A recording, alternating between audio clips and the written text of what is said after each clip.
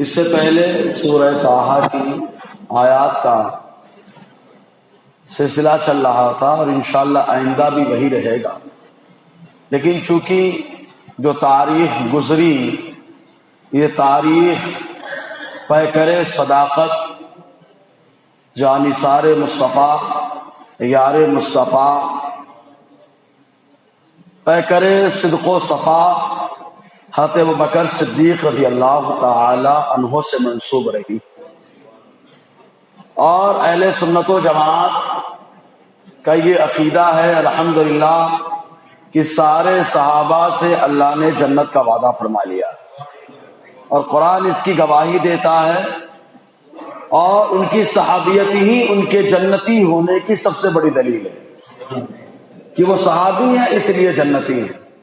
آپ کہیں گے یہ کیسے؟ تو ہم کہیں گے اس طرح سے کہ حضور نے فرمایا آدمی اپنے دوست کے مذہب پر ہوتا ہے، تو ہم کہیں گے صحابہ کس کے دوست ہیں؟ تو آپ خود ہی کہیں گے مصطفیٰ کے دوست ہیں، تو سارے صحابہ مصطفیٰ کی کسوٹی کے اعتبار سے مصطفیٰ کے دین پر ہیں، اور جو مصطفیٰ کے دین پر اللہ نے جنت کا وعدہ ان سے فرمایا ہے۔ اب ان میں ابوبکر صدیق رضی اللہ تعالی عنہ کی نمایاں شان ہے۔ انفرادی اور جزوی فضیلتیں الگ الگ پائی جاتی ہیں، جیسے جزوی فضیلت میں ایک بات کہ امین امت حضرت ابو عبیدہ ہے، حواری حضرت زبیر بن عوام ہیں، ایک تنہا اکیلے کی گواہی حضرت خزیمہ کی ہے۔ تو جزوی فضیلت الگ الگ انداز میں کسی صحابی کے اندر پائی جا سکتی، لیکن اجماعی انداز میں تمام صحابہ میں سب سے افضل کون؟ تو ہر سنی یہی کہے گا ابو بکر ہے، کیونکہ ابو بکر کے معنی ہی ہوتا ہے پہلا۔ ابو بکر کا معنی پہلا ہوتا ہے، بکر بولتے ہیں صبح کی پہلی گھڑی کو۔ قرآن میں آپ نے پڑھا ہوگا بکرتم و اصیلا، صبح و شام، تو جو صبح کی پہلی گھڑی ہو اس گھڑی کو بکرا کہتے ہیں، اسی سے لفظ بنا ہے بکر۔ تو پہلے والا ابو بکر کے معنی ہو پہلے والا۔ ابو بکر کی کنیتی بتا رہی ہے کہ ابو بکر 2 نمبر 3 نمبر میں نہیں ہے، ابو بکر کنیت بتاتی ہے کہ ابو بکر پہلے نمبر پہ ہے، ابو بکر پہلے، وہ کنیتی بتا رہی ہے، یہ ابو بکر صدیق کی شان۔ اس کا یہ مطلب نہیں کہ کسی کی شان گھٹائی جا رہی، نہیں، الحمدللہ سنی تو جب جب ذکر کرتا ہے تو چاروں خلیفہ کیا بلکہ سارے صحابہ کی عظمت کو بیان کرتا ہے۔ ہم تو کہتے ہیں جب بھی بات آئے گی ہجرت کی تو وہاں پر بھی چاروں خلفاء کا ذکر ہوگا۔ آپ کہیں گے کیسے؟ ہم کہیں گے ایسے کہ بستر پہ لٹایا جائے تو علی کا ذکر ہوگا، اور جب گود میں پیٹھ میں بٹھا کر کے غار ثور پہ چڑھانے کی بات آئے اور سوراخ میں پاؤں رکھنے کی بات آئے، سانس سے جو ہے پاؤں کٹانے کی بات آئے تو ابو بکر کا ذکر ہوگا۔ ہجرت کا موقع ہے، بستر پہ لٹایا علی کو، غار میں گئے قربانی دی ابو صدیق نے، اور کہا عمر کا ذکر کیسے ہوگا؟ کہا ایسے ہوگا کہ جب ہجرت کی باری آئی تو عمر ہتھیار سے لیس ہو کر کے خانہ کعبہ کے طواف کے لیے گئے، اور طواف کرنے کے بعد مکہ کے باشندوں سے کہا تھا جو یہ چاہتا ہے کہ اس کے بچے یتیم ہو جائیں، اس کی بیوی بیوہ ہو جائے، تو وہ اس وادی بطحا سے ہٹ کر کے عمر سے آ کے ملاقات کر سکتا ہے۔ اس انداز میں آپ ہجرت کر کے گئے۔ کہا ابو بکر کی ہجرت کا بھی ذکر ہو رہا ہے تو نرالا انداز ہے، عمر کی ہجرت کا ذکر ہو رہا ہے نرالا انداز ہے، علی کی ہجرت کا ذکر ہو تو بھی نرالا انداز ہے۔ کہا عثمان غنی کی ہجرت کا سب ذکر آئے گا تو انہوں نے ایک جگہ کی طرف ہجرت نہیں کی ہے، کبھی حبشہ کی ہجرت کی ہے، کبھی مدینے کی ہجرت کی ہے۔ تو اس طریقے سے ہر جگہ جب بھی بات کریں گے تو چاروں خلفاء کی بات آئے۔ اب ابو بکر صدیق رضی اللہ تعالی عنہ، پہلے تو یہ بتا دیں ان کے والد جن کو عثمان کہا جاتا ہے کنیت ابو قحافہ ہے، والدہ کی کنیت ام الخیر نام سلمہ ہے۔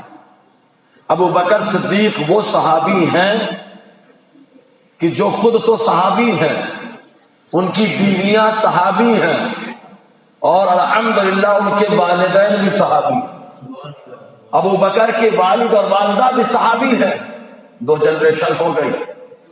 اور ساتھ ہی ابو بکر کے بیٹے اور ابو بکر کی بیٹیاں بھی صحابی ہیں، 3 جنریشن، 3 نسلیں، پوتے پوتیاں، نواسے نواسیاں، یہ بھی صحابی ہیں۔ یہ تنہا ابو بکر صدیق کی فضیلت ہے کہ اللہ تبارک و تعالیٰ نے ان کی 4 جنریشن کو صحابیت کی دولت سے مالا مال فرمایا ہے۔ یہ ابو بکر صدیق رضی اللہ تعالیٰ عنہ، اور ابو بکر صدیق رضی اللہ تعالیٰ عنہ کے ایمان لانے کا معاملہ بھی بڑا نرالا رہا۔ ایمان لائے تو سنیوں کے عقیدوں کی حفاظت فرمائی ہے۔ سنی کہتا ہے میرا نبی سب جانتا ہے، چاہے دکھی چیز ہو چاہے چھپی چیز ہو، نبی سب جانتے۔ ابو بکر صدیق نے جو ہے خواب دیکھا تھا کہ ایک نور مکے سے نکلا ہے اور ان کے گھر میں آیا ہے۔ سبحان اللہ، ایک نور مکے سے نکلا ان کے گھر میں آیا، پورا گھر روشن ہو گیا۔ اور یہ خواب دیکھا، خواب کی تعبیر کس سے پوچھیں؟ اسی سلسلے میں وہ چلے گئے ملک شام تجارت کرنے کے لیے، کاروبار کرنے کے لیے وہاں پر پہنچے تو وہاں معلوم پڑا ایک بہت بڑا راہب اور پادری ہے جو خواب کی تعبیر بھی بتاتا ہے۔ تو خواب کی تعبیر پوچھنے کے لیے حضرت ابو بکر صدیق تشریف لے گئے۔ تو اس راہب نے پہلے پوچھا ابو بکر یہ بتاؤ تمہارا نام کیا ہے؟ ابو بکر صدیق نے نام بتایا، عبدالکعبہ۔ تو کہا تمہارے والد کا نام؟ والد کا نام بتایا۔ کہا کون سے قبیلے سے؟ کہا قبیلہ یہ ہے۔ کہا کہاں کے رہنے والے؟ کہا مکہ کا رہنے والا۔ کہا اگر تمہارا خواب سچا ہے تو اس کی تعبیر یہ ہے کہ تمہارے یہاں ایک اللہ کے نبی جلوہ گر ہوں گے، تم ایمان لاؤ گے اور ان کے خلیفہ بنو گے۔ خواب کی تعبیر بتا دی، کہاں؟ ملک شام میں۔ ملک شام میں ابو بکر نے کاروبار کیا، تجارت کی، تجارت کر کے آگے کہاں؟ مکہ۔ جب مکے آئے تو ان کو خبر لگی کہ اللہ ایک شخص ہیں، اور یہ حضور کے دوست تو پہلے بھی تھے، اعلان نبوت سے پہلے بھی حضور کے دوست تھے ابو بکر صدیق۔ تو ان کو خبر لگی کہ محمد نامی صلی اللہ علیہ وسلم انہوں نے نبوت کا اعلان کر دیا۔ یہ دوڑتے ہوئے گئے اور پہلا سوال کیا تھا، یہ بتائیے آپ کے نبی ہونے کی کیا دلیل ہے؟ مد دلیل علی ما تدعی، آپ کے دعوی نبوت اور دعوی رسالت کی کیا دلیل ہے؟ مصطفیٰ چاہتے تو چاند کو بلاتے، مصطفیٰ چاہتے تو سورج کو بلاتے، مصطفیٰ چاہتے تو پیڑ کو بلاتے، ارے مصطفیٰ چاہتے تو کعبہ کو بلاتے۔ لیکن آقا علیہ السلام نے کیا فرمایا؟ اے ابو بکر میرے نبی ہونے کی دلیل تمہارا وہ خواب ہے جو تم نے ملک شام میں دیکھا تھا۔ تو خواب دیکھا، حضور نے بتا دیا، کلمہ پڑھ کے مشرف اسلام ہو گئے۔ تو ابو بکر صدیق رضی اللہ تعالی عنہ کو اللہ نے بڑا مقام عطا فرمایا، اور کلمہ پڑھنے کے بعد خاموش نہیں بیٹھ گئے کہ بس نہیں، کلمہ پڑھے اور کلمہ پڑھنے کے بعد نکل کر کے جانے لگے۔ راستے میں کچھ نوجوان آپس میں بات کر رہے تھے، ان نوجوانوں میں حضرت عثمان غنی بھی موجود ہیں، ان نوجوانوں میں حضرت عبداللہ، حضرت حذیفہ بھی موجود ہیں، حضرت حذیفہ رضی اللہ تعالیٰ بھی موجود۔ تو وہ نوجوان آپس میں بیٹھے بات کر رہے تھے، ابو بکر صدیق کا گزر ہوا تو ابو بکر صدیق کے سب جو ہے تعلقات میں لوگ کاروبار کیا کرتے، سب پہچان والے تھے۔ ابو بکر نے بلایا اور بلانے کے بعد فرمایا تم لوگ یہاں بیٹھے بات کر رہے ہو؟ ارے اللہ تعالیٰ نے ہم پر کرم کیا ہے، ہمارے یہاں ایک اللہ کے نبی جلوہ گر ہو گئے۔ تو ان لوگوں نے کہا کون ہے؟ کون ہے؟ ابو بکر صدیق نے حضور کا تعارف کرایا تو وہ لوگ کو بھی لائے، اور لانے کے بعد انہیں بھی کلمہ پڑھا کے مشرف اسلام کرا دیا۔ ابو بکر صدیق رضی اللہ تعالیٰ اول دن سے خود تو کلمہ پڑھنی ہے، اور پڑھنے کے بعد دوسروں کو بھی جو ہے اسلام کی دولت سے مالا مال کر رہے ہیں۔ ابو بکر صدیق رضی اللہ تعالیٰ بڑی قربانیاں دی، ان کو تو مارا بھی ان کے قبیلے والے نے۔ ابو بکر کو اتنا مارا تھا، اتنا مارا، جبکہ سب سے پیسے والے آدمی تھے، اثر و رسوخ تھا ان کا، لیکن حضور کے لیے مار کھایا۔ دین کے لیے مار کھانا سب کے نصیب میں نہیں ہے۔ اور جو دین کا ذرا سوچو، دین کے لیے جو مارا جاتا ہے وہ معمولی نہیں ہوتا ہے۔ بلال کو مارا گیا، دبایا گیا، نچایا گیا، پریشان کیا گیا، لیکن مصطفیٰ نے فرمایا جو دین کے لیے مال کھاتا ہے وہ معمولی نہیں ہوتا ہے، اس کو تمہارا نبی کعبے کی چھت پہ کھڑا کر دیتا ہے۔ تو جو دین کے لیے مال کھاتا ہے وہ معمولی نہیں ہوتا ہے۔ ابو بکر نے دین کے لیے مال کھایا تو اللہ تبارک و تعالیٰ نے مصطفیٰ کا دوست ہمیشہ کے لیے بنا دیا۔ آقا علیہ السلام نے فرمایا ابو بکر میرا دنیا کا بھی دوست ہے، ابو بکر میرا آخرت کا بھی دوست ہے۔ آقا علیہ السلام نے فرمایا، اور خود حضور فرماتے ہیں اللہ تعالیٰ آسمان میں یہ پسند نہیں کرتا کہ زمین پر صدیق اکبر سے کوئی خطا اور غلطی ہو جائے، اللہ پسند نہیں کرتا۔ یہ ابو بکر صدیق رضی اللہ تعالیٰ عنہ کی شان ہے، ان کا مقام ہے۔ یہ ابو بکر صدیق، بات چلے گی تو ابو بکر صدیق کو اتنا مارا تھا، ان کے خاندان کے لوگوں نے، قبیلے کے لوگوں نے بہت جل کے مارا تھا، اتنا مارا کہ بے ہوش ہو گئے۔ بس کیا تھا معاملہ؟ خالی ایک چھوٹی سی بات، کعبے کے اندر نماز پڑھنے کے لیے حضور کے ساتھ چلے گئے، بس نماز پڑھنے کے لیے حضور کے ساتھ چلے گئے، خوب مارا، بے ہوش ہو گئے۔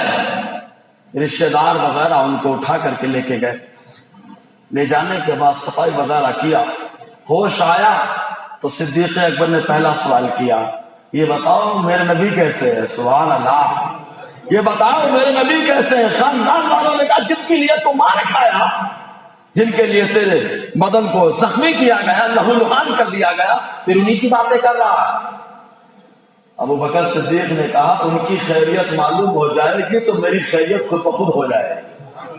یہ ابو بکر صدیق کا جذبہ تھا، حضور کے لیے ان کو مارا گیا۔ معلوم سب سے زیادہ پیسے والے تھے، اتنے پیسے والے تھے کہ انہوں نے پورا مال حضور کے نام پہ قربان کر دیا۔ سبھی کو معلوم ہے، ترمذی کی روایت اکثر سنائی جاتی ہے کہ حضور نے غزوہ تبوک کے موقع پر کہہ دیا کہ اللہ کے نام پہ کون کیا خرچہ کرتا ہے، لاؤ۔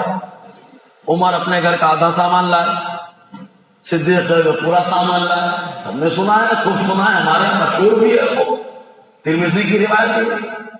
تو حضور نے یہی تو فرمایا تھا، عمر کیا کہہ رہے تھے؟ آج میں آگے بڑھوں گا، آج میں آگے بڑھوں گا، الیوم اسبق ابا بکر، آج ابو بکر سے میں آگے بڑھ جاؤں گا۔ ابو بکر ہمیشہ مجھ سے آگے چلے جاتے ہیں، آج میں آگے جاؤں گا۔ دل میں خالی سوچا تھا میرا نبی دل کی باتوں کو جانتا ہے، اسی لیے حضور نے فرمایا عمر کیا لائے ہو؟ آدھا کہا ہے، کہا گھر والوں کے لیے، کہا صدیق تم کیا لائے ہو؟ کہا سب لے آیا۔ تو حضور نے فرمایا گھر والوں کے لیے، کہا اللہ اس کے رسول کو چھوڑایا، ہے نا، سب کچھ قربان کر دیا۔ تو ابو بکر صدیق کا ایک دوست تھا، کاروباری دوست، آس نام کا۔ اس نے ایک دن کہا اے ابو بکر، میں نے تم سے زیادہ، دیکھو احمق بولتے بے وقوف، اب وہ احمق آدمی ہے تو احمق کو سمجھے گا، کہ کسی کو نہیں دیکھا کہ ہم لوگ کاروباری لوگ ہیں، فائدہ لینا چاہیے، فائدہ۔ تم نے کاروبار کا پیسہ تم نے سب ختم کر ڈالا اپنا، میں نے دیکھو کاروبار میں لگایا، کہاں تک پہنچ گیا۔ ابو بکر نے تو جواب نہیں دیا، لیکن جب ابو بکر کی تجارت کو للکارا گیا کہ ابو بکر نے دین مال اسلام پہ لگایا، دین پر لگایا، تو کہا گیا تم نے غلطی کر دی۔ تو اللہ تعالیٰ فرماتا ہے غلطی ابو بکر نے نہیں کی ہے، اے آج تو غلطی کر رہا ہے۔ میرے ابو بکر کی شان یہ ہے کہ وہ کامیاب ہے، پوری صورت اللہ نے آتے ابو بکر صدیق کی عظمت میں اتار دی۔ آپ کہیں گے کون سی صورت؟ تو ہم کہیں گے سنو، اللہ فرماتا ہے وَالْعَصْرِ إِنَّ الْإِنسَانَ لَفِي خُسْرٍ، زمانہ محبوب کی قسم سارے انسان گھاٹے میں ہیں، إِلَّا الَّذِينَ آمَنُوا وَعَمِلُوا الصَّالِحَاتِ وَتَوَاصَوْا بِالْحَقِّ وَتَوَاصَوْا بِالصَّبْرِ، مگر میرا ابو بکر جو ایمان لایا، نیک کام کیا اور لوگوں کو حق کی وصیت کرتا رہا اور ہمیشہ پریشانیوں میں صبر کرتا رہا۔ اللہ تعالیٰ نے فرمایا ابو بکر کامیاب ہے، قد افلح من زکاہا، اے ابو بکر تم کامیاب ہو چکے ہو کیونکہ تم نے اپنے آپ کو بالکل صاف ستھرا بنا دیا۔ اور دنیا کی مثال پہلے سمجھ لے، دنیا کی مثال ایک کنویں کی طرح ہے۔ جب آدمی کنویں میں جاتا ہے تو وہاں دو چیزیں ہوتی ہیں، یا تو پانی ہوتا ہے اور یا تو کیچڑ ہوتا ہے۔ تو جو آدمی گناہ کرتا ہے، کفر کرتا ہے، شرک کرتا ہے، صغائر و کبائر میں پڑا رہتا ہے، تو وہ آدمی کیچڑ میں رہتا ہے، اور جو کنویں میں اترا ہے آ گیا نہا لیا پانی سے صاف ستھرا ہو گیا۔ تو جو ایمان لانے سے پہلے وہ کیچڑ میں ہے، تو میرا رب فرماتا ہے کیچڑ سے نکلو، آؤ پانی کے اندر نہاؤ، اور اسلام کا پانی وہ پانی ہے کہ سارے گناہوں کو پاک اور صاف کر دیتا ہے۔ تو ابو بکر صدیق کی شان یہ ہے، اللہ تعالیٰ ان کی کامیابی کی دلیل پیش فرما رہا ہے، قرآن میں وضاحت فرما رہا ہے۔ ابو بکر صدیق رضی اللہ تعالیٰ عنہ کی بڑی شان ہے، حضور کے لیے انہوں نے قربانیاں دی ہیں، حتیٰ کہ اپنے والد کو چاٹا بھی مارا تھا ایک بار۔ ان کے والد ابو قحافہ ایمان لانے سے پہلے، چونکہ فتح مکہ کے موقع پہ ایمان لائے، اس سے پہلے انہوں نے حضور کی شان میں نازیبہ کلمہ کہہ دیا تھا۔ جیسے نازیبہ کلمہ کہا، ابو بکر نے زوردار چاٹا مارا، زوردار چاٹا مارا، اور بتا دیا ابو بکر کسی کے لیے اتنا حساس نہیں ہے ابو بکر جتنا اپنے نبی کے معاملے میں حساس ہے۔ اپنے نبی کے معاملے میں اس کی غیرت بڑی بیدار ہے۔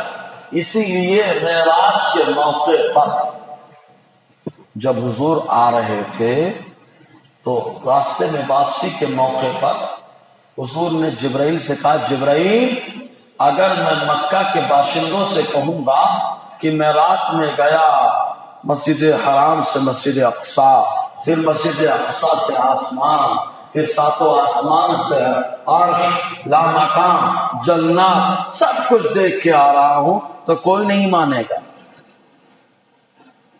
یہ جبرائیل کوئی نہیں مانے گا۔ حضور کو یہ پرواہ نہیں کہ کوئی نہیں مانے گا تو کیا ہوگا، بلکہ اس لیے حضور کہہ رہے کہ نہیں مانیں گے تو اللہ کا عذاب آئے گا ان کے اوپر۔ جانتے ہیں جبرائیل نے کیا کہا تھا؟ آپ کیوں گھبراتے ہیں؟ کوئی مانے نہ مانے، لیکن آپ کا صدیق تو ضرور مان لے گا نا، آپ کا صدیق تو مان لے گا، کوئی مانے نہ مانے۔ صدیق اکبر کا نام سنا، مصطفیٰ مسکرا اٹھے، سبحان اللہ۔ یہ ابو بکر صدیق رضی اللہ تعالی عنہ کی شان ہے کہ ان کی تائید سے مصطفیٰ بھی مسکراتے۔ اور وہی ہوا جو جبرائیل نے کہا، معراج سے آئے حضور نے بتایا، کفار نے ہنگامہ کھڑا کر دیا، رات میں کوئی جاتا کیا آتا کیا؟ ارے یار 100 سال پہلے اگر کوئی آدمی کہتا کہ 2 گھنٹے میں آدمی 4 گھنٹے میں انڈیا سے عرب پہنچ گیا تو کوئی مانتا کیا؟ نہیں مانتا۔ 500 سال پہلے کیوں؟ ہوائی جہاز تھا ہی نہیں، جاتا کیسے؟ جاتا کیسے؟ آتا کیسے؟ تو نہیں مانتا۔ کیوں؟ اس کے دماغ میں جتنی بات آئے گی اتنی مانے گا، جتنی بات سمجھ میں آئے گی اتنی مانے گا۔ تو اب مکہ کے کفار نے ہنگامہ کھڑا کر دیا، کوئی جا پاتا ہے کیا؟ رات میں گیا رات میں آ گیا، نہیں ہو سکتا ایسا۔ چلو صدیق کو ورغلایا جائے، ورغلانے کے لیے صدیق اکبر کے پاس آئے۔ یہی ہوتا ہے، سچ کا جب کوئی سپورٹر ہوتا ہے تو شیطان ورغلانے کے لیے آ جاتا ہے۔ آئے صدیق اکبر کے پاس، اے صدیق سنا تمہارے ساتھی کیا کہتے ہیں؟ کیا کہتے ہیں؟ رات میں وہاں گیا وہاں گیا وہاں گیا وہاں گیا۔ کہا تم اسی میں پریشان ہو؟ ارے اس سے بھی بڑی بڑی باتیں ہمارے نبی فرماتے ہیں، اگر انہوں نے کہہ دیا تو صدیق بدرجے اعلیٰ اس کو مان لیتا ہے، صدیق تو مان لیتا ہے، کیونکہ صدیق کا ذہن بہت وسیع ہے اور وسیع دماغ میں وسیع باتیں بھی آتی ہیں۔ اور میں تو کہتا ہوں جیسے حضور کی نظریں دیکھ رہی تھی، حضور کے عطا سے صدیق کی نظریں بھی دیکھ رہی ہے نا۔ تو یہ اللہ تبارک و تعالیٰ نے ابو بکر صدیق رضی اللہ تعالیٰ عنہ کے بارے فرمایا۔ معلوم ایک موقع میں حضور نے فرمایا، ترمذی شریف کے حدیث سے پاک ہے، آقا فرماتے جتنے لوگوں نے میرے ساتھ احسان کیا، یہ تو حضور کی عاجزی انکساری ہے، عاجزی کا لفظ نہیں استعمال کروں گا، غلط ہے، میرا نبی عاجز نہیں ہے، میرا نبی تو مختار ہے، انکساری ہے میرے نبی کی، تواضع ہے میرے نبی کی، میرے نبی کی تواضع ہے اور آقا علیہ السلام کی انکساری ہے، ورنہ تو سب پر میرے نبی کا احسان ہے۔ مصطفیٰ آئے تو کلمہ مل گیا، مصطفیٰ آئے تو خدا کو پہچان مل گیا، مصطفیٰ آئے تو بندہ جنت کو جاننے لگا، مصطفیٰ آئے تو معلوم ہوا کس کی عبادت ہوگی۔ ارے نہ مصطفیٰ آئے تو اللہ تعالیٰ نے دنیا کا نظام بنایا، مصطفیٰ ہے تو ہے سب، وہ روح کائنات ہے، جان کائنات ہے۔ یہ تو مصطفیٰ کی انکساری ہے کہ آقا فرماتے ہیں کیا کہ جتنے لوگوں نے میرے اوپر احسان کیا میں نے سب کے احسان کا بدلہ چکا دیا، سب کے احسان کا بدلہ چکا دیا سوائے ایک کے۔ اے اللہ کے نبی صلی اللہ علیہ وسلم وہ ایک کون ہے؟ تو آقا فرماتے سوائے ایک کے وہ صدیق اکبر ہے، روز محشر ان کے احسان کا بدلہ میرا مولا عطا فرمائے گا۔ یہ صدیق اکبر رضی اللہ عنہ۔ ایک موقع پہ حضور جانتے کیا کہتے ہیں؟ آقا علیہ السلام نے فرمایا ابو بکر نے بڑی قربانی دی، ابو بکر نے قربانی دی، اپنی بیٹی سے نکاح بھی میرا کر دیا۔ آقا علیہ السلام نے فرمایا لوگوں نے ساری کھڑکیاں بند کر دی تھی لیکن ابو بکر نے اپنی کھڑکی کو میرے واسطے کھول دیا تھا، اور ایک روایت میں سب نے دروازہ بند کر دیا، صدیق اکبر نے میرے بھی دروازہ کھول دیا۔ یہ صدیق اکبر رضی اللہ تعالیٰ کی ذات ہے، اور حضور صلی اللہ علیہ وسلم بڑی محبت فرماتے تھے ابو بکر صدیق رضی اللہ تعالیٰ سے، بڑی محبت فرماتے تھے۔ ایک موقع آیا حضور نے فرمایا آج کون ہے جس نے صدقہ کیا؟ صدیق اکبر کھڑے ہوئے کہا حضور آپ کا غلام، میں نے صدقہ کیا۔ پھر حضور نے فرمایا کون ہے جس نے آج روزہ رکھا؟ ابو بکر کھڑے ہوئے کہا حضور میں نے، آپ کا غلام۔ حضور نے پھر فرمایا کون ہے جو بیمار کو دیکھ کے آیا؟ ابو بکر کھڑے ہوتے کہا حضور میں۔ اتنے میں پھر آقا نے فرمایا کون ہے جو جنازے میں شریک ہو کر کے آیا؟ ابو بکر کھڑے ہوئے کہا حضور میں۔ آقا نے فرمایا جس کے اندر یہ باتیں پائی جاتی ہیں اللہ تعالیٰ اس کا داخلہ جنت میں فرمانے والا ہے۔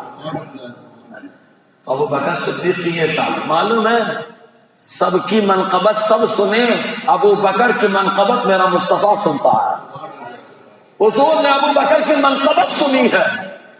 معلوم ہے کہ حسان رضی اللہ تعالی عنہ کو ایک موقع پہ حضور نے بلایا، اے حسان تم نے کیا میرے ابو بکر کے بارے میں کچھ کہا ہے؟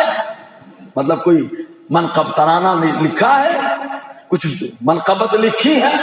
انہوں نے کہا ہاں یا رسول اللہ۔ تو انہوں نے 4 مصروں پر مشتمل ابو بکر کی صدیق کی شان بیان کی۔ آقا علیہ السلام مسکراتے ہوئے ارشاد فرماتے ہیں حسان جیسے تم نے میرے ابو بکر کے بارے میں کہا ہے اللہ نے میرے ابو بکر کو ویسا ہی بنایا، جیسا تم نے کہا ویسے ہی بنایا۔ ذرا سوچیں، آقا علیہ السلام ابو بکر کی منقبت بھی سنتے ہیں۔ ہر آدمی کی منقبت سنی جائے ضروری نہیں ہے، لیکن ابو بکر کی منقبت مقبول ہے اس لیے کہ ابو بکر کی منقبت میرے مصطفیٰ نے سنی ہے۔ تو سالار صحابہ جب چلے منقبات تو مصطفیٰ کا جو غلام ہوگا وہ خوش ہوگا، شیطان کو ٹینشن ہوگا، اس لیے کہ ابو بکر کی منقبت کو سننا ہر آدمی کے بس کی بات نہیں ہے، وہی سنتا ہے جو مصطفیٰ کا غلام ہوتا ہے۔ آقا نے تو فرمائش کر کے سنی ہے حسان سناؤ، اور ہر آدمی ابو بکر کی منقبت بیان بھی نہیں کر سکتا، حسان کا جو غلام ہوگا وہی بیان کر سکتا ہے۔ یا اللہ ابو حسان کو سپورٹ کہاں سے مل رہا ہے؟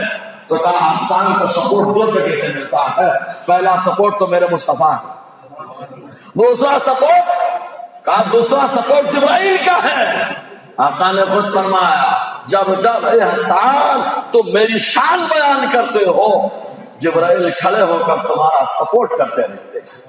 یا اللہ تو صدیق کی شان، تو ہم کہیں گے صدیق اکبر کے خوبی ڈالنے والا بھی تو میرا نبی ہے، میرے نبی نے خوبیاں بھر دی ہیں، جو مصطفیٰ کے ارمان تھے ہر ارمان کو پورا کرنے والا میرا نبی ہے۔ ایک موقع آیا بخاری شریف کی حدیث پاک، جب یہ سورہ مبارکہ نازل ہوئی اذا جاء نصر اللہ والفتح، پوری سورت نازل ہو گئی، تو حضور ممبر پہ جلوہ افروز ہوئے اور آقا علیہ السلام نے فرمایا اللہ کا ایک بندہ ہے جس کو دنیا اور آخرت میں اختیار دیا گیا، دنیا اور آخرت میں اختیار دیا گیا۔ ابو بکر رونے لگے، ابو بکر خوب روئے۔ راوی حدیث سے عبداللہ بن عمر کہتے ہیں ابو بکر ہم تمام صحابہ میں سب سے زیادہ جاننے والے تھے، علماء سب سے زیادہ جاننے والے تھے، لوگوں نے پوچھا تو ابو بکر نے نہیں بیان کیا، لیکن بعد میں معلوم ہوا کہ ابو بکر کیوں روئے۔ کہا کیوں؟ کہا عبداللہ ابن عباس کہتے ہیں اس کی وجہ یہ ہے اس سورہ مبارکہ میں آقا علیہ السلام کے پردہ فرمانے کی خبر دی گئی، اس خبر کے اوپر کسی کی نظر نہ پہنچی، لیکن مصطفیٰ نے جیسے ہی پڑھا ابو بکر سمجھ گئے، رونے لگے۔ یہ ابو بکر صدیق رضی اللہ تعالیٰ عنہ کی شان ہے، مصطفیٰ کیا کہہ رہے ہیں ابو بکر سب سمجھ جاتے ہیں۔ معلوم ہے ہجرت کے موقع پہ مصطفیٰ کی بات کیسے سمجھتے ہیں؟ معلوم جب صحابہ ہجرت کر کے مدینہ جا رہے ہیں تو صدیق اکبر بھی آئے، آنے کے بعد انہوں نے کہا اے اللہ کے نبی صلی اللہ علیہ وسلم میں بھی ہجرت کر کے جاؤں؟ حضور نے فرمایا ابو بکر رکو تم، حضور نے فرمایا ابو بکر تم رکو۔ تو ابو بکر نے عرض کیا سرکار کیا اللہ تعالی ہمارے بارے میں وحی نازل فرمائے گا؟ تو آقا علیہ السلام مسکرانے لگے اور تشریف لے گئے۔ ایک بخاری کی حدیث ہے، ایک دن اچانک دوپہر میں ابو بکر صدیق رضی اللہ تعالی عنہ کے کاشان اثر میں حضور تشریف لائے، آواز دی اے ابو بکر اخرج واخرج ما عندک، اے ابو بکر باہر آؤ، تمہارے پاس جتنا سامان ہو لے کر کے آؤ۔ تو ابو بکر صدیق باہر آئے ہنستے ہوئے مسکراتے ہوئے، عرض کی اللہ کے نبی صلی اللہ علیہ وسلم کیا اللہ نے اجازت دے دی؟ وحی نازل ہو گئی؟ تو حضرت صدیق اکبر کے جملے پہ مصطفیٰ نے فرمایا ابو بکر تم کو کیسے معلوم؟ کہا اے اللہ کے نبی صلی اللہ علیہ وسلم میں بھی تو آپ ہی کا صحابی ہوں، میں بھی تو آپ ہی کا صحابی ہوں، مجھے معلوم ہو گیا۔ اور معلوم ہے ایک حدیث پاک میں حضور نے فرمایا اللہ تعالیٰ نے مجھے حکم دیا کہ میرے ساتھ ہجرت کر کے ابو بکر جانے والے ہیں، ابو بکر کو اپنے ساتھ ہجرت کے لیے لے کر کے جاؤ۔ یہ ابو بکر صدیق رضی اللہ تعالیٰ کی شان، اللہ تعالیٰ ان کو پسند کرتا ہے۔ اور ابو بکر صدیق کو معلوم ایک موقع آیا ہجرت کے موقع پہ جب غار ثور کے اندر تھے، تاریخ ابن عساکر کی روایت ہے، غار ثور میں صدیق اکبر پیاس لگ گئی، پانی نہیں، پیاس لگ گئی پانی نہیں ہے، تاریخ ابن عساکر کی حدیث۔ عرض کی حضور پانی، مجھے پیاس کا احساس ہو رہا ہے۔ اس نبی سے مانگا ہے جو ہاتھ رکھتا ہے تو چشمے ابال دیتا ہے، جو قدم مار دے تو چشمے نکال دے، آسمان پہ دیکھ لے تو بارش کا نزول کر دے۔ اس نبی سے کہا پیاس کا احساس ہے، پانی نہیں ہے ہمارے پاس۔ حضور صلی اللہ علیہ وسلم نے فرمایا اے ابو بکر جاؤ غار کے دہانے پہ، شروعات میں جہاں انٹری کی جگہ وہیں پہ جانا، وہاں پر پانی کا انتظام کر دیا گیا۔ ابو بکر گئے، جانے کے بعد پانی نوش فرمایا، آئے اور آ کر کے عرض کرتے حضور جب ہم آ رہے تھے تو پانی نہیں تھا، ابھی پانی کہاں سے آ گیا؟ جب ہم اندر داخل ہوئے پانی نہیں تھا، ابھی پانی کہاں سے آ گیا؟ تو حضور نے فرمایا اے ابو بکر جب تم نے کہا مجھے پیاس لگی ہوئی ہے تو وہ فرشتہ جو جنت کی نہروں پر اللہ نے جسے مقرر کیا ہے، اللہ نے اسے حکم دیا ثور کے دہانے میں پانی پہنچا دو، اس لیے کہ میرے محبوب کے محبوب کو پیاس کا احساس ہو رہا۔ تو اللہ تعالیٰ نے تمہارے لیے جنت سے پانی بھیجا ہے۔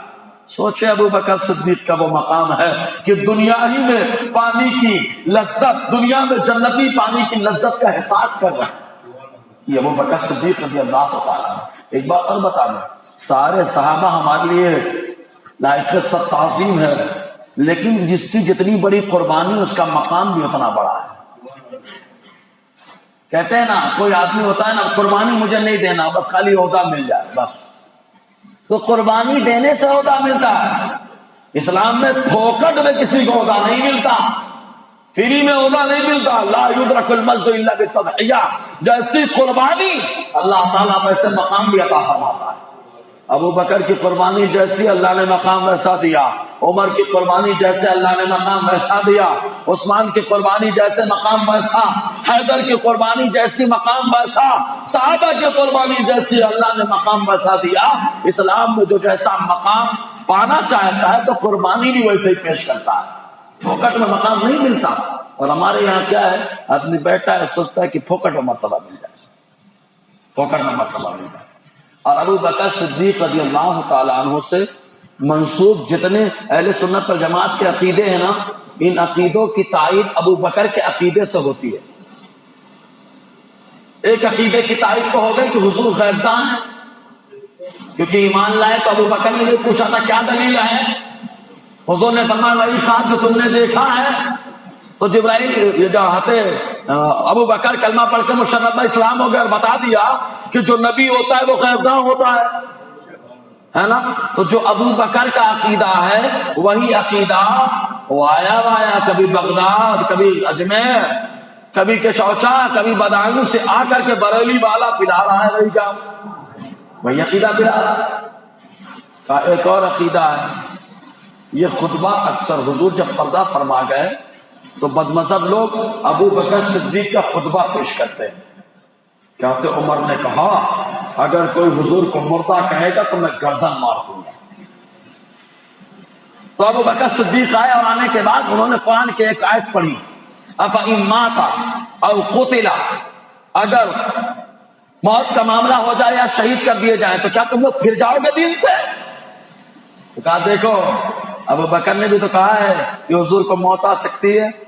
اے سنیوں صحابہ حضرت عمر کہہ رہے تھے جو مردہ کہے گا گردن مار دوں گا. ابو بکر نے کہا عمر تمہارا عقیدہ غلط ہے، ہمارا عقیدہ صحیح ہے. صحیح ہے کہ نہیں؟ سنیوں کا دماغ ہینگ ہو جاتا ہے. صحیح بات ہے آپ، لیکن ہم کہتے ہیں بھیا آدھی ادھوری حدیثیں مت بتاؤ، حدیث پوری بتاؤ معاملہ کلیئر ہو جائے گا. کہا کیا پوری؟ ہم کہیں یہ بخاری میں ہے جو تم نے حدیث بتائی اس کی شروعات بھی تو بتاؤ. کہا کیسے؟ ہم کہتے ہیں امام مسروق نے روایت کی ہے ماں عائشہ صدیقہ رضی اللہ تعالی عنہا سے.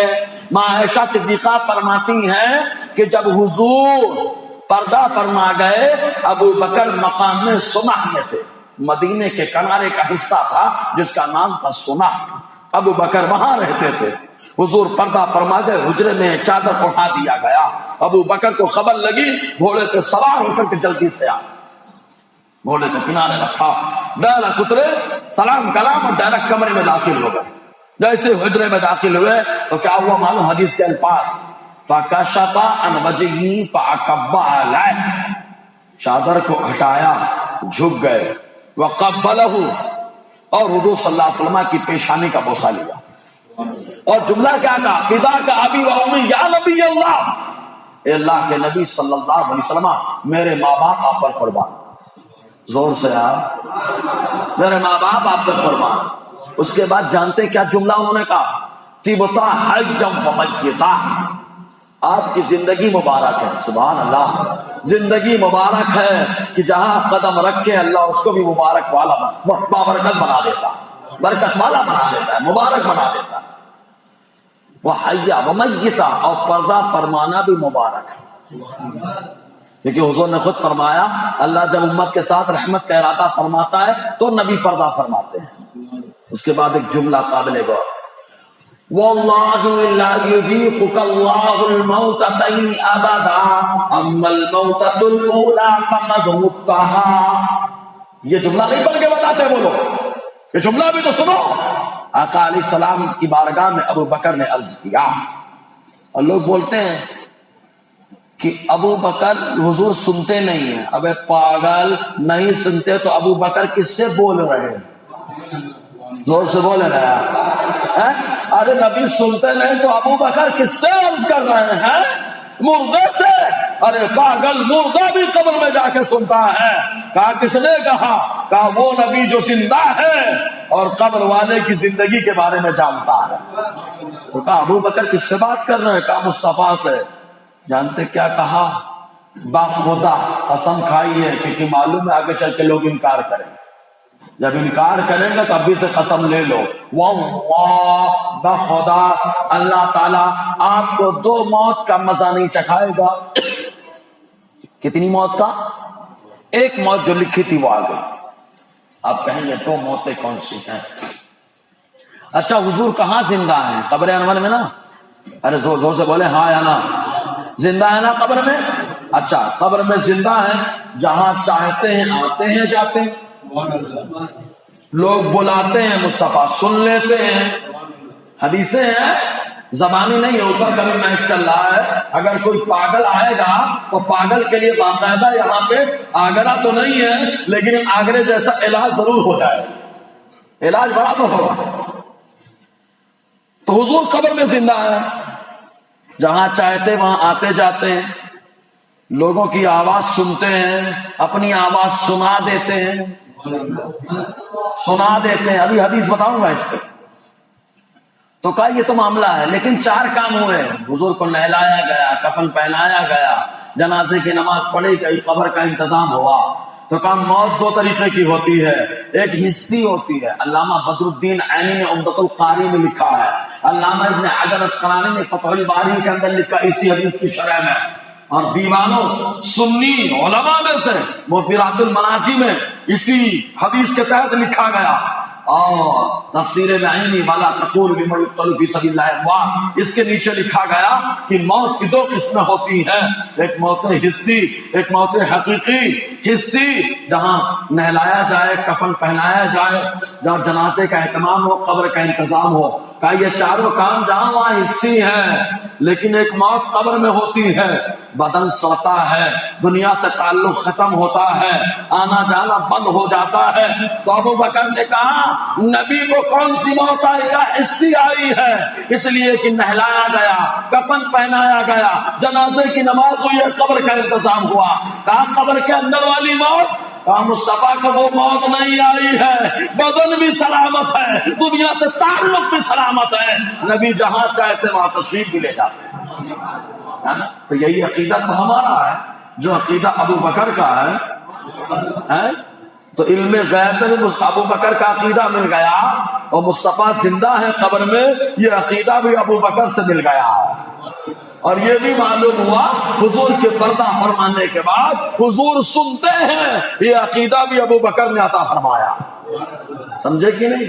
ابو بکر، اور خود ابو بکر نے کیا کہا اپنے وصال کے موقع پر، تفسیر کبیر دلائل النبوہ کہ حدیث پاک، ابو بکر نے کیا کہا تھا، اے علی جب میں انتقال کر جاؤں تو مجھے کفن پہنانا، نہلانا اور جنازے کی نماز پڑھنے کے بعد مصطفیٰ کے روضے کے پاس رکھنا، سبحان اللہ، مصطفیٰ کے روضے کے پاس رکھنا اور کہنا اے اللہ کے نبی آپ کا دوست آپ کے پاس آنا چاہتا ہے، اگر جواب ملے تو دفنانا، ورنہ جنت البقیع میں لے کے چلے جانا۔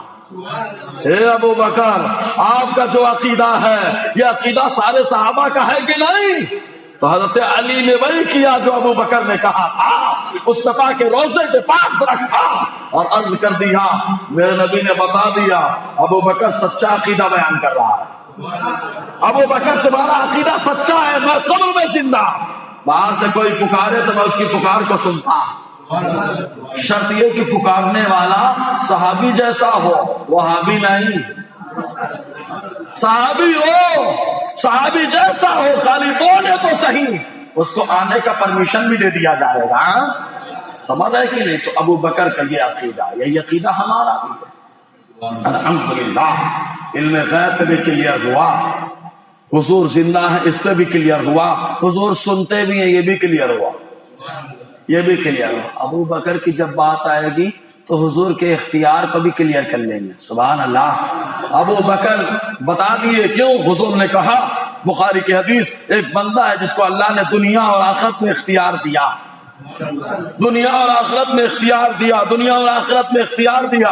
ابو بکر نے رو کر کے بتا دیا جس کو اختیار دیا گیا ہے وہ کوئی اور نہیں ہے، وہی ہے جسے مصطفیٰ جان رحمت کہا جاتا ہے۔ ابو بکر نے بھی نہیں کہا کہ مصطفیٰ پاورفل ہے، با اختیار ہے، سمجھ رہے کہ نہیں؟ ابو بکر نے وہی کہا۔ تو ہمارا بھی یہ عقیدہ مصطفیٰ کو اختیار ہے، سمجھے کہ نہیں؟ تو ابو بکر کی جب بات آئے گی تو سنیوں کے سارے عقیدے کلیئر ہو جائیں گے، سارے عقیدے کلیئر ہو جائیں گے۔ ابھی یہ پاگل لوگ، ارے میں کہتا ہوں ابو بکر نے تو نماز میں بھی مصطفیٰ کا خیال ہی نہیں کیا ہے، نماز میں مصطفیٰ کی تعظیم بھی کی ہے۔ بخاری کتاب الصلاۃ کی حدیث پاک ہے، بخاری شریف کی حدیث پاک، معلوم ہے ہوا کیا تھا؟ اوالی مکہ، مکے کے کنارے ایک قبیلہ تھا، مدینے کے کنارے اوالی مدینہ، وہاں قبیلہ تھا، اس قبیلے کا نام تھا قبیلہ بنو عامر بن عوف۔ وہاں پہ لوگوں نے جھگڑا کر لیا تھا، حضور سلجھانے کے لیے تشریف لے گئے. حضور کو آنے میں دیری ہوئی، لیکن میں دیری کا لفظ یوں کہتا ہوں، حضور نے آنے میں دیری کی. دیری اس سے ہوتی ہے جو مجبور ہوتا ہے. میرا نبی تو وقت کا نظام بھی کنٹرول میں رکھتا ہے. نہیں معلوم علی کے لیے سورج چلا آیا، مصطفیٰ نے بتا دیا نظام کو میں کنٹرول میں رکھتا، میرے اللہ نے ایسا اختیار مجھے دے دیا. تو مصطفیٰ نے تاخیر کی. کیوں کی؟ کیونکہ آج خلیفہ کا اعلان کر رہا ہے. لوگ کس کے پاس جاتے ہیں نماز کے لیے؟ اثر میں نہیں ہوں تو میری عدم موجودگی میں کس سے نماز پڑھوائیں گے؟ تو حضور کی تاخیر کا معاملہ. حضرت بلال دوڑ کر کے ابو بکر کے پاس پہنچ گئے. سبحان اللہ، بلال دوڑ کر کے پہنچ گئے. مؤذن رسول پہنچ گئے. بلال اس کو محبت کے پیکر بلال پہنچ گئے، جن کے قدموں کی آہٹ میرا نبی جنت کو بھی سنتا. وہ بلال جن کی اذان ایسی اذان معمولی نہیں ہے. روضے محشر اونٹ پہ سوار، سارے مؤذن قیامت تک کے سب اونٹ پہ سوار ہوں گے. میرا اللہ حکم دے گا، اے بلال تم بھی اذان کہو، تمہارے تمام ماننے والے اذان کہیں، اور اذان کہتے ہوئے تم لوگ جنت میں داخل ہو جاؤ. ان لوگوں کے لیے تو زوردار چماٹ ہے جو بولتے ہیں اذان خالی نماز کے لیے ہوتی ہے. ارے یہ عصر میں اذان کائے کے لیے ہو رہی ہے؟ اور وہاں اذان کہنے والا ایک تو نہیں، بلال بھی اذان کہہ رہے ہیں، اور قیامت تک ہونے والے اس امت کے سارے مؤذن بھی اذان کہہ رہے ہیں. 1-2 نہیں، کروڑوں لاکھوں خربوں میں جائے گا معاملہ. جنہوں نے ایک بار بھی اذان کہی ہوگی وہ سب اذان کہہ رہے ہوں گے، سب اذان کہہ رہے ہوں گے. اس لیے موقع ملے تو اذان کہو، اچھے سے کہو، سیکھ کر کے کہو. بلال پہنچ گئے. کہا حضور کا ایسا ایسا معاملہ ہے، آپ نماز پڑھائیں گے؟ تو ابو بکر نے جملہ کا ان شئت یا بلال، اے بلال اگر تم چاہو تو میں پڑھا دوں. سبحان اللہ، کیا بلال تمہارا مقام ہے؟ تم چاہو تو میں پڑھا دوں. کہا پڑھا دیجیے. آئے اقامت ہوئی، مصلی امامت پر ابو بکر کھڑے ہو گئے، نیت باندھی، اللہ اکبر کی صدا، صحابہ پڑھنے لگے نماز. ہمارے پیچھے کون آتا ہے ہم کو نہیں معلوم، پڑھنے پاتا، لیکن دیوانے جو ہوتے ہیں وہ اپنے محبوب کو برابر جان لیتے ہیں. اور جاننے کی وجہ کیا؟ بینی خوشبو سے مہک جاتی ہے کلام اللہ. مصطفیٰ جدھر سے جاتے خوشبو ہی الگ ہے. مصطفیٰ کی خوشبو الگ ہے. مصطفیٰ قدم رکھے وہ علاقہ خوشبودار ہو جائے. تو ہتے صحابہ نماز پڑھ رہے ہیں، ابو بکر پڑھا رہے ہیں نماز. اتنے میں حضور کی انٹری ہو گئی. صحابہ نے مار مار کے تعلیم مار کے بھی ابو بکر جان لے، سب نے جگہ دے دی. نماز پڑھتے پڑھتے جگہ دے رہے ہیں. یہ بہاوڑا تو مر گیا ایک دم مر گیا کہ نبی کا خیال بھی غلط ہو جاتا ہے. اب میں کہتا ہوں تیرا خیال تجھے جہنم میں لے کے جائے گا. ہمارا خیال ہی نہیں ہے، یہ ہمارا عقیدہ ہے کہ نماز میں نبی کی تعظیم ہو تو یہ تعظیم ایمان کے عین مطابق ہوتی ہے، ایمان کے عین مطابق ہوتی ہے. ابو بکر صدیق نے دیکھا، پیچھے ہٹ گئے. حضور آگے گئے، نماز پڑھا دی. سبحان اللہ، نماز ہو گئی. صحابہ سے پہلے حضور نے خطاب کیا، بعد میں ابو بکر سے پوچھا، اے ابو بکر کیوں پیچھے آ گئے؟ وجہ کیا تھی پیچھے آنے کی؟ تو ابو بکر کیا کہتے ہیں، کیا جملہ دے رہے ہیں ابو بکر، ما کانا لابن ابی قحافہ ان یصلی بین یدی رسول اللہ صلی اللہ علیہ وسلم کما قال. کہا ابو قحافہ کے بیٹے کی یہ مجال نہیں کہ وہ لوگوں کو نماز پڑھائے جبکہ اللہ کا نبی جلوہ گر ہو. اللہ کا نبی جلوہ گر ہو. سمجھ رہے کہ نہیں؟ تو بتا دیا نماز میں. یہ بتانا یہ چاہتا ہوں ابو بکر کی زندگی کے ایک پہلو کو کھولتے چلے جاؤ، مصطفیٰ کے بارے میں عقیدہ کلیئر ہوتا چلا جائے گا، سارے عقیدے کلیئر ہو جائیں گے. کیونکہ ابو بکر صدیق یہ آقا علیہ السلام کی محبت کا نام ہے. ابو بکر صدیق حضور کی الفت کا نام ہے. ابو بکر صدیق حضور کی عظمت کا نام ہے. ابو بکر صدیق منارہ رشد و ہدایت کا نام ہے. ابو بکر نام ہے پہچان اہل سنت کا. ابو بکر نام ہے بانی عقائد اہل سنت کا. ابو بکر صدیق نے جن عقائد کو بیان کیا انہی عقائد کی ترجمانی تمام اہل سنت و جماعت کے اولیاء، علماء اور ائمہ کر رہے ہیں. ابو بکر صدیق رضی اللہ تعالیٰ عنہ کی بڑی شان ہے، بڑا مقام ہے. انشاءاللہ پھر موقع رہا تو اس پر اچھی